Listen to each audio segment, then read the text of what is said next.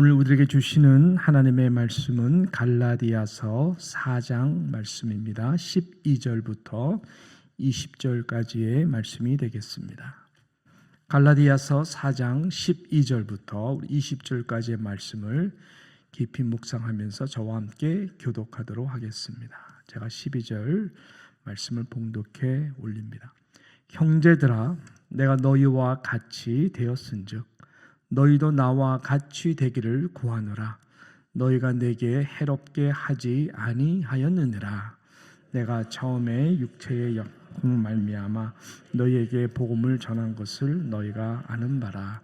너희를 시험하는 것이 내 육체에 있으되 이것을 너희가 업신여기지도 아니하며 버리지도 아니하고 오직 나를 하나님의 천사와 같이 또는 그리스도 예수와 같이 영접하였도다. 너희의 복이 지금 어디 있느냐? 내가 너희에게 증언하노니 너희가 할 수 있었더라면 너희의 눈이라도 빼어 나에게 주었으리라. 그런즉 내가 너희에게 참된 말을 함으로 원수가 되었느냐? 그들이 너희에 대하여 열심히 내는 좋은 뜻이 아니요 오직 너희를 이간시켜 너희로 그들에게 대하여 열심을 내게 하려 함이라. 좋은 일에 대하여 열심으로 사모함을 받음은 내가 너희를 대하였을 때뿐 아니라 언제든지 좋으니라. 나의 자녀들아, 너희 그리스도 형상을 이루기까지 다시 너희를 위하여 해산하는 수고를 하노니 같이요. 내가 이제라도 너희와 함께 있어 내 언성을 높이려 함은 너희에 대하여 의혹이 있음이라. 아멘. 계속되어지는 우리 갈라디아서 말씀입니다. 바울은 오늘도 이 본문을 통해서 다시 한번 안타까운 당신의 그 불편한 마음, 또 안타까운 심정을 갈라디아 성도에게 강하게 전하고 있습니다. 그것은 다른 것이 아니라 시작과 너무나 달라진 저들의 모습 때문에 그런 것이죠. 이 복음의 본질적 중심의 신앙생활에서 점점 변질되어 가고 있는 저희들의 신앙의 모습을 보고 듣는 것이 너무나 이 바울에게는 참으로 힘든 부분이었습니다. 오늘 실은 이 마지막 절인 여러분 20절 말씀 한 구절만 보아도 그 안타까운 그의 마음이 느껴지죠. 내가 이제라도 너희와 함께 있어 내 언성을 높이려 함은 너희에 대하여 무엇이요? 의혹이 있습니다. 바울의 마음이 그렇습니다. 바울이 처음 갈라디아 교회 성도들 하나님께서 만나게 해주시고 교회들을 세워나갈 그 개척교회하고 할 당시에는 저희들의 신앙생활이 너무나 복음적이었고 바울의 가르침 그대로 적용하는 순수하고 순전한 모습들이었습니다. 그래서 공동체 안에서 저들이 갖는 바울과의 관계뿐만 아니라 이 공동체 서로에 갖는 모든 관계는 예수 그리스도의 영, 즉 성령이 중심이 되어서 정말 복음에 충만한 그런 은혜와 사랑 속에서 넉넉했죠. 이래야 된다. 왜 이렇게 하지 못하느냐? 왜 이것밖에 되지 않느냐? 또 어떤 그런 율법적인 rules and regulation을 만들어 놓고 육신의 의로 판단하고 비판하려고 하는 그 분위기는 전혀 없었습니다. 바울은 이런 갈라디아 교회 성도들을 정말로 고마워했고 감사했고 자랑스러웠으며 사랑하였습니다. 오늘 본문 우리 13절부터 몇 구절을 보게 되면은 얼마나 이들의 첫 출발이 복음적이고 은혜스러웠는지 말씀해주고 있지 않습니까? 그죠? 13절 말씀 한번 보시면 이렇게 말씀하지 않습니까? 내가 처음에 저들과 처음 만나고 교회를 시작하고 신앙생활을 했을 때입니다. 내가 처음에 육체의 약함으로 말미암아 너희에게 복음 전한 것을 너희가 아는 바라. 즉 사도 바울이 이들에게 다가가고 하나님의 사도인 것을 말씀하고 저들과 함께 신앙생활을 시작하면서 많은 육신의 연약함이 있었다라는 것을 자신도 알고 당신들도 알지 않았느냐. 육신의 연약함이라고 하는 것은 물론 사도 바울이 표현하는 육체의 가시일 수 있죠. 여러 가지 육신의 질병이라든지 또 당신의 불같은 성격이라든지 타협할 줄 모르는 아집스러운 부분이라든지 뭐 여러 가지 많은 연약함을 뭐 다방면에서 말씀할 수가 있겠습니다. 그랬던 바울에 대하여 저희들의 태도는 어땠습니까? 14절에 보니까 너희를 시험하는 것이 내 육체에 있으되, 성도들이 시험을 받을 정도. 그렇지만 이것을 너희가 업신여기지도 아니하며 버리지도 아니하고 뭐예요? 오직 나를 하나님의 천사와 같이 또는 그리스도 예수와 같이 어떻게 했다고요? 영접하였도다. 이것이 복음으로 거듭났어. 복음의 가르침 가운데에 이 복음이 본질이 되어서 신앙생활했던 아주 순수한 그런 은혜가 충만했던 갈라디아 교회 성도들이었다라는 것을 말씀해주고 있는 것입니다. 연약함이 있어도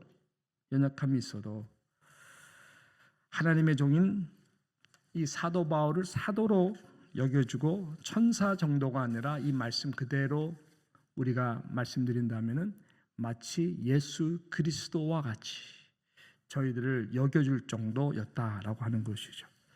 여러분, 이것은 공동체가 복이 되게 하는 은혜의 성순환인 것입니다. 우리 모두가 연약함이 없는 사람이 어디 있겠어요? 그렇지만 성도가 이런 은혜가 넘치는 복음적 자세이라면 성도는 정말로 복을 받습니다. 왜냐하면 하나님이 정말로 기뻐하기 때문에 그런 것이죠. 왜 그럴까요?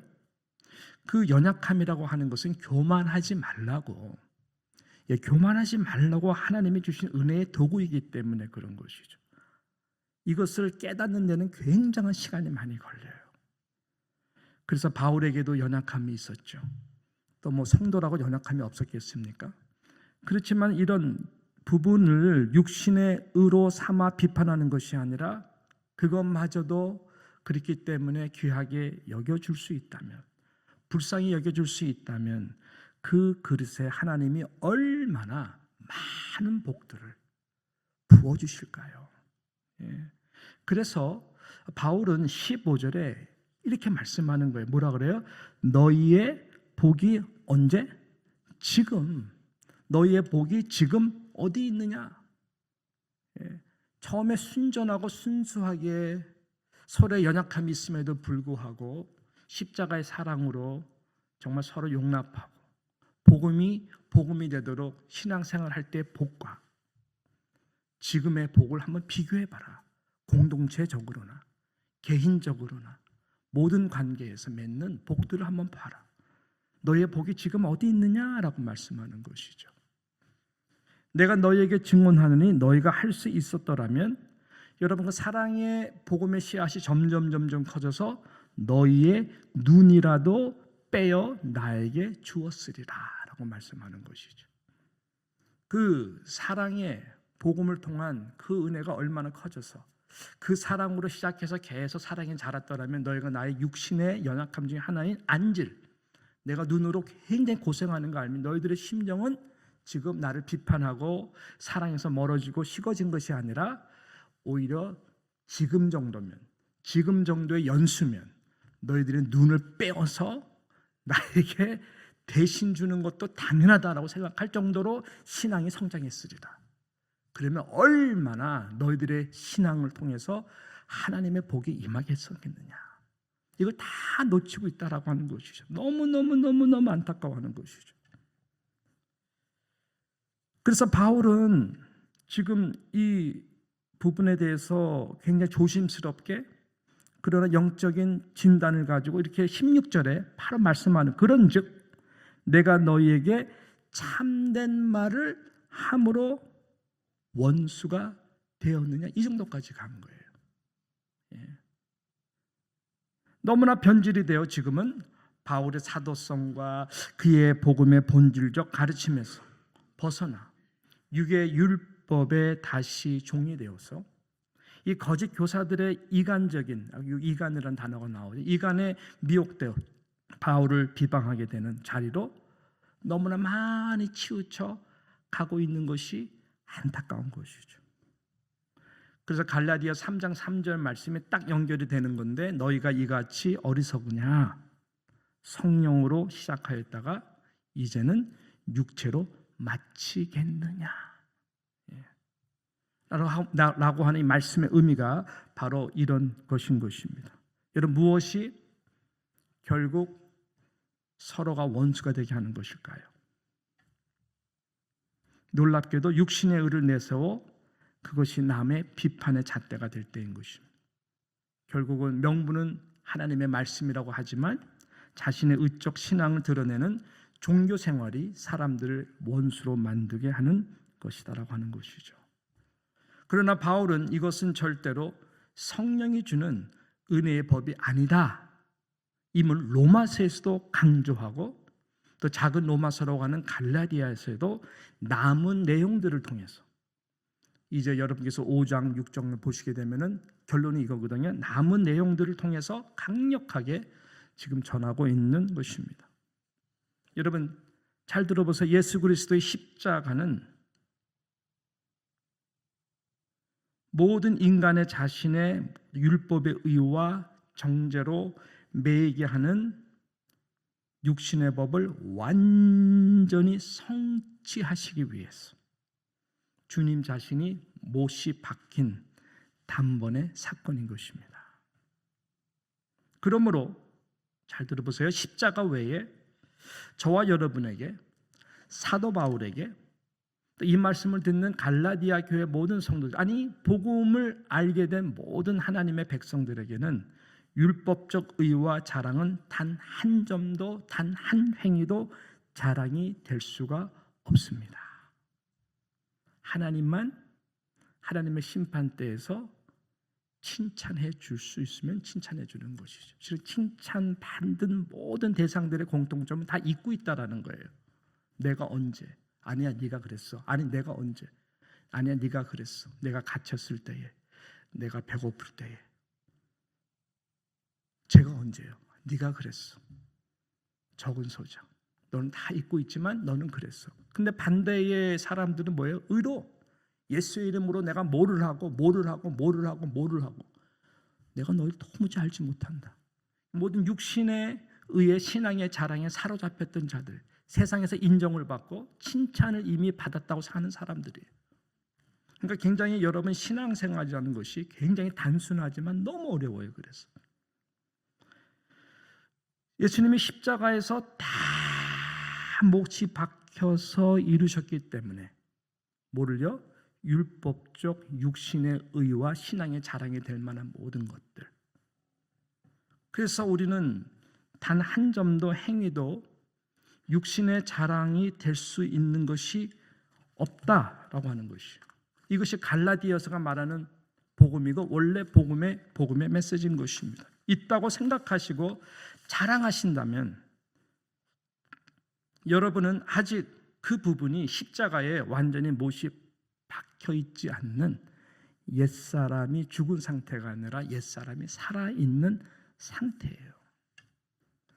다시 육신의 율법으로 살아 율법 안에서 돌아가 어제 말씀처럼 다시 돌아갈 수 없다라고 어제 최진성 목사님께 너무나 말씀을 잘 전해주셨는데 다시 종노릇하는 분이 되는 것이다. 인간인지라. 네, 맞습니다. 인간인지라. 우리는 이해할 수 있습니다. 인간인지라 저런 사람의 신앙을 칭찬할 수가 있고 내가 이 정도면 생각할 수가 있죠.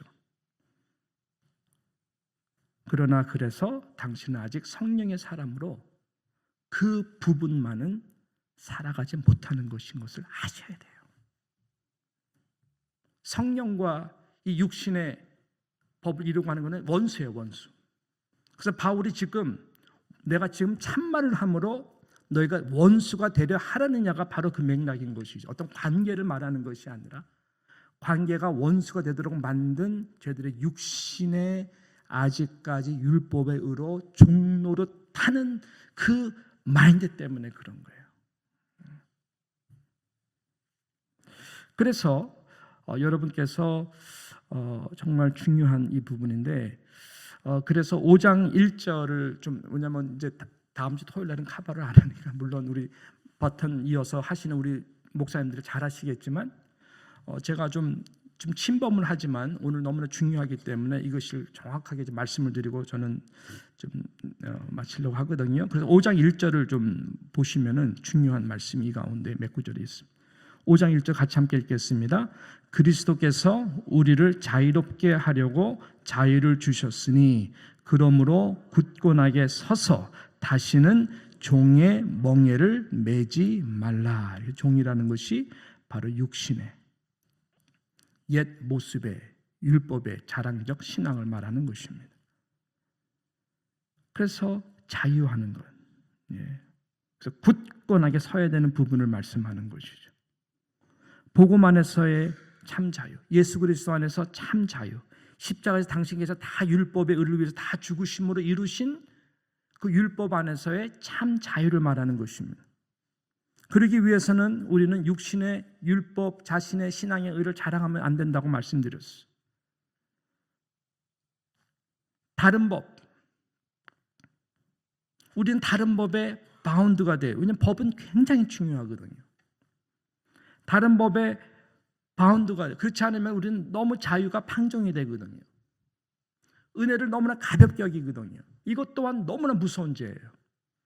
그래서 바울은 너무나 균형 있게 율법 주의에 대해서도 경고하지만 율법을 해체하고자 하는 자들에 대해서도 강하게 경고를 하고 있습니다. 그럼 뭐냐? 우리 다른 법에 바운드가 돼야 된다. 그래서 서로 섬기는 종로로서 해야 된다. 그것이 뭐냐? 갈라디아서는 우리들에게 분명하게 말하고 로마서도 분명히 말해요. 성령의 법이라는 거예요. 성령의 법. 우리는 오직 성령의 법에 바운드가 돼야 육신의 욕심, 육신이 이루고자 하는 신앙의 의의 자랑을 이루지 못한다고 하는 것이죠. 굉장히 중요한 메시지를 하고 있어요. 그래서 여러분 5장 17절, 18절을 한번 보십시오. 자, 이 장 같이 한번 읽겠습니다. 시작. 육체의 소욕은 성령을 거스리고 성령은 육체를 거스리나니 이 둘이 서로 대적함으로 너희가 원하는 것을 하지 못하게 함이니라. 18절. 너희가 만일 성령의 인도하시는 바가 되면 율법 아래 있지 아니하리라 라고 말씀하죠.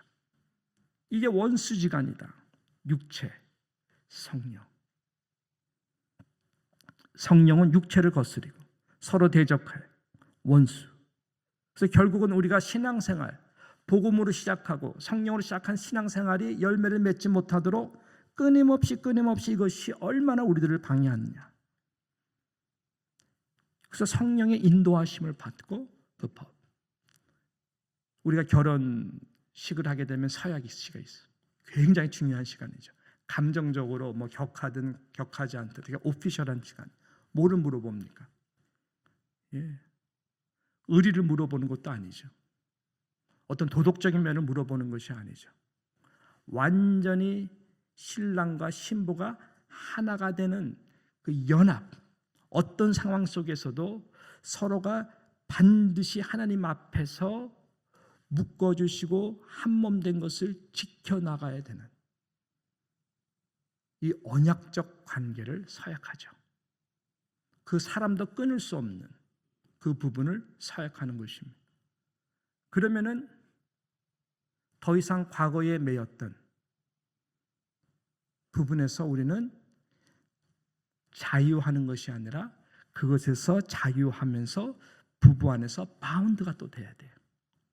부부의 사랑과 연합이라고 하는 거룩한 법 안에, 질서 안에서 우리는 더 바운드가 돼야 돼요. 이 안에서 참 기쁨과 행복과 자유를 누리는 것이 행복의 비결인 것이죠. 지금 부부가 됐는데 이 바운드가 너무 싫어가지고 옛날 첫사랑 애인 동창회 가가지고 가슴 벌렁벌렁 뛰면서 카톡 따오고 서로 주고받고 몰래 만나고 나쁜 짓을 한다면 이것이 결혼생활 바깥 나가서 자유입니까? 옛 사람으로 돌아가는 것은 그것은 너무나 불행이죠. 또 그런 관계 속에서 부부 생활을 하는 것만큼 또 이것처럼 참 불행한 것은 없을 것입니다. 똑같은 개념인 것이죠. 우리가 이제 율법을 나를 지배하던 데서 오케이 자유가 되었다.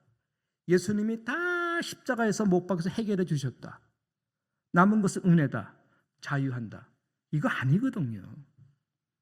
그러면 성령 안에서 우리는 더 바운드가 돼가지고 온전한 연합 가운데서 연합됨을 지키기 위해서 성령의 법으로 살아가야 되는 것이 그리스도인이다 라고 하는 것이죠. 이것이 바울의 메시지인 거예요. 자, 그래서 성령의 법을 따르는 자에게는 어떤 일이 일어나냐면은 당연히 성령의 열매가 나타나죠. 그래서 5장 22절부터 쭉 보게 되면은 그래서 이 말씀이 지금 등장하는 거예요. 그냥 뚝 성령의 열매 이런 것이 아니라 이런 맥락에서 제가 읽어드릴게요. 잘 아는 말씀이에요. 오직 성령의 열매는 뭐라고요? 사랑과 희락과 화평과 오래 참음과 자비와 양성과 충성과 온유와 절제니 이 같은 것을 금지할 뭐가 없어요? 법이 없느니라. 성령의 법이기 때문에 그래요. 24절 그리스도 예수의 사람들은 그럼 어떻게 살아야 되냐? 육체와 함께 그 정욕과 탐심을 십자가에 예수와 함께 뭐예요? 못 박았느니라. 25절 만일 그렇다면 우리가 성령으로 살면 또한 성령으로 행할지니 헛된 영광을 구해서 서로 노엽게 하거나 서로 투기하지 말지니라 라고 말씀하는 거예요. 이해가 잘 되셨죠? 예. 나는 성령의 법에 따르는 사람이냐 아니면 옛 사람의 육신의 법을 더 즐겨하며 따르는 사람이냐.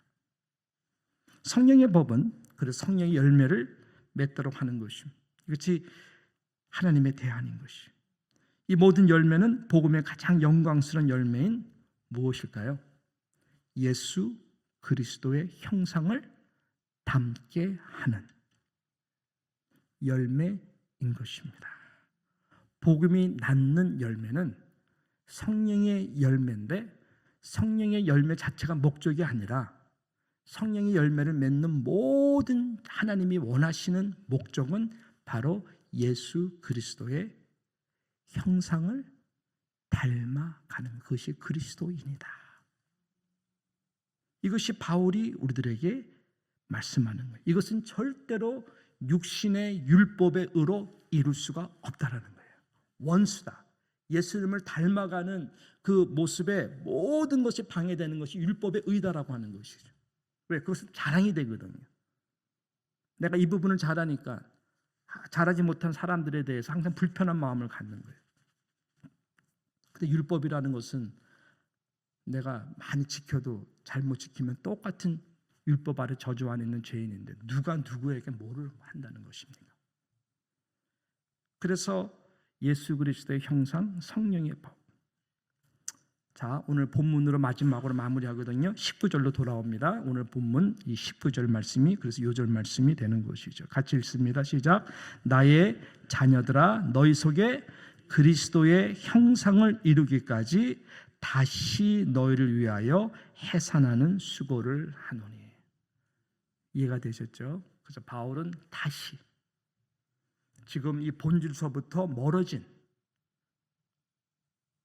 너희들의 그 신앙 내가 다시 그리스도의 형상에 이르도록 해산하는 수고, 어미의 마음, 그 태 안에 있는 그 생명체를 붙들고 사랑하는 그 어미의 마음으로 해산하는 수고를 한다라고 말씀하고 있는 것입니다. 그래서 오늘 실은 시작의 말씀이 12절인데요. 12절 말씀이 그래서 19절과 연결해서 오늘의 결론의 말씀이 되는 것입니다. 12절 첫 구절 형제들아 내가 너희와 같이 되었은즉 너희도 나와 같이 되기를 구하노라. 너희가 내게 해롭게 하지 아니하였느니라 하는 말씀이죠. 어저께 생명의 삶에 보게 되면 코너에 이 레슬리 폴린이라고 하는 목사님이 쓴 몇 짧은 구절이 있어요. 거기에 뭐라고 썼냐면은 예수님이 우리처럼 되신 것은 우리를 그분처럼 되게 하기 위함이다. 너무나 간결한 말이지만 아주 핵심적인 말이에요. 예수님이 우리처럼 되신 것은 뭐예요? 우리를 그분처럼 되게 하기 위함이다 라고 말씀했어요. 우리는 이 부분을 놓치고 성령의 법을 놓치면 자꾸만 우리의 의로 율법의 의에 맞추어서 나를 변화시키려고 해요. 안 돼요. 헛고생입니다. 우리는 모든 포커스가 성령의 법에 맞춰야 돼요. 성령을 사모해야 돼요. 성령이 나를 변화시키도록 성령을 구해야 돼요.